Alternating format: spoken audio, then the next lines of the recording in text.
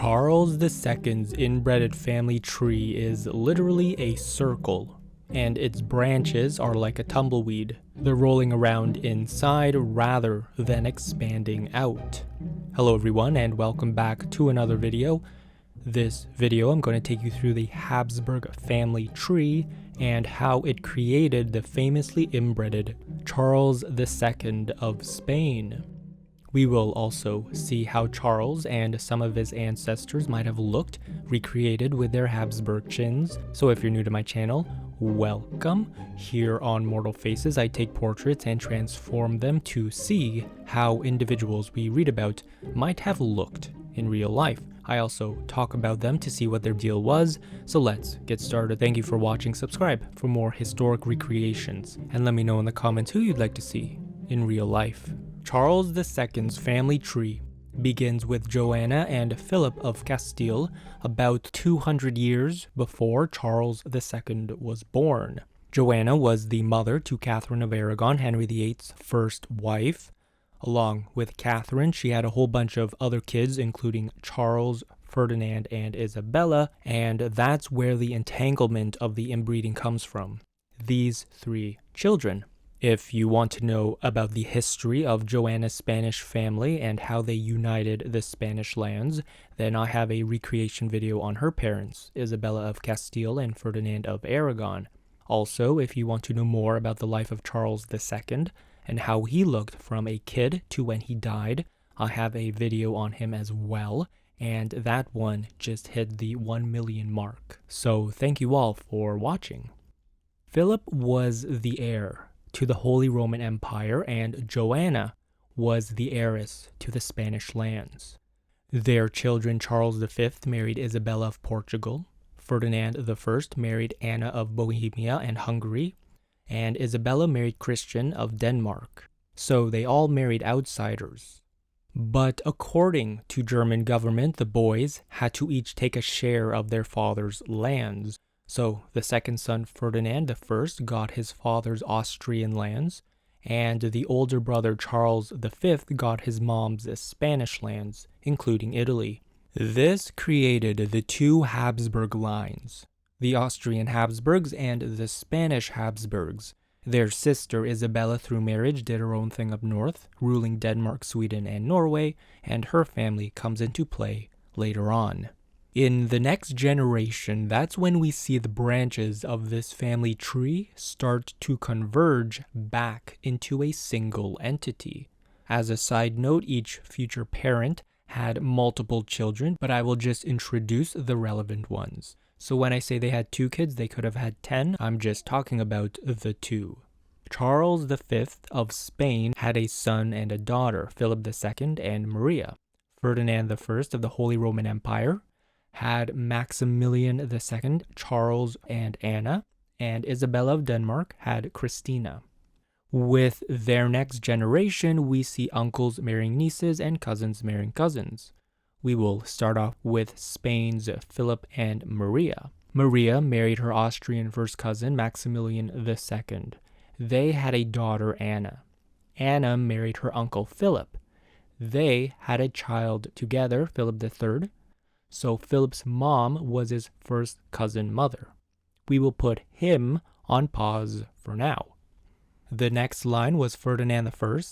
He had Maximilian, who married his first cousin Maria, but also Charles II and Anna. Anna married a man, Albert, Duke of Bavaria, and they had 2 kids, Maria Anna and William V. Maria Anna was similar to her first cousin, also second cousin Anna, in that she too married her uncle Charles, and this uncle and niece had 2 kids, Margaret and Ferdinand II. We are going to put those 2 on hold along with their cousin Philip III of Spain, because we're going to go over to Isabella's side to talk about how her Danish children fit into this tree. So remember, Isabella married Christian II of Denmark. Well, they had a daughter named Christina. Christina married Francis I, Duke of Lorraine, and those 2 had a girl, Renata. Renata married her second cousin, William V, from the Austrian Habsburgs, and they had a daughter, Maria Anna of Bavaria. So now we've produced all 4 of the children for this generation, and they would become both the grandparents and great-grandparents of Charles II, the inbred king. So of the 2 boys and 2 girls, they each took one as their spouse. Brother and sister Margaret and Ferdinand of the Austrian Habsburgs each took a spouse from the other Habsburgs line. Margaret married her first cousin once removed, /second cousin, /second cousin once removed, /third cousin, Philip III of Spain. They had 2 kids, Philip IV and Maria Anna, but we will put them aside for now. So then, Margaret's brother, Ferdinand II, married his uncle first cousin's kid, Maria Anna, who was from Isabella of Denmark's side. In case you're wondering, Maria Anna and Ferdinand II were first cousins and first cousins once removed at the same time. Now, those cousins had a kid, Ferdinand III of the Holy Roman Empire. Of the 2 Spanish siblings, history took the daughter and married her to her first cousin /second cousin once removed twice over, /third cousin 3 times over, /third cousin once removed 4 times over, /fourth cousin 4 times over, Ferdinand III. Together they had a daughter, Mariana of Austria. Mariana of Austria married her uncle Philip IV of Spain, and together uncle and niece became the parents to our dearest Charles II. Just for fun, let's see their relationship. Charles II's parents were 3rd cousins twice removed, also 3rd cousins once removed, also 3rd cousins twice removed again, and again, and 4th cousins once removed, then just a 4th cousin, then 4th cousins once removed again, and again, and one more time, also 3rd cousins again, and 3rd cousins once removed again, and again, then 3rd cousins twice removed again, 4th cousins once removed again, 2nd cousins once removed, 1st cousins once removed, and ultimately uncle and niece. Finally, to add it up, that was 17 different relationships with the same relative.